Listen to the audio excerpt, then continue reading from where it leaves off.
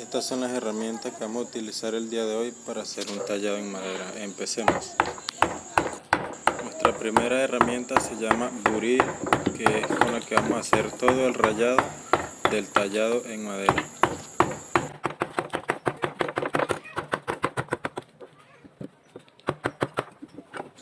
Bueno, mis amigos, si no se han suscrito, los invito a que se suscriban a mi canal y le den like a este video y dejen su comentario.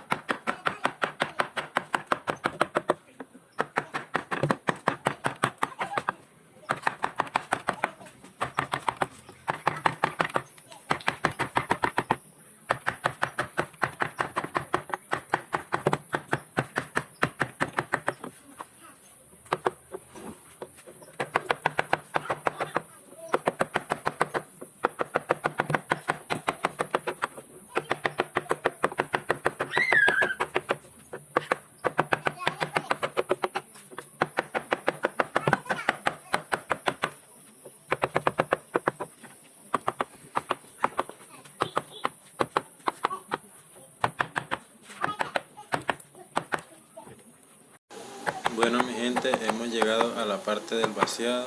Para hacer este vaciado necesitaremos la herramienta media plana.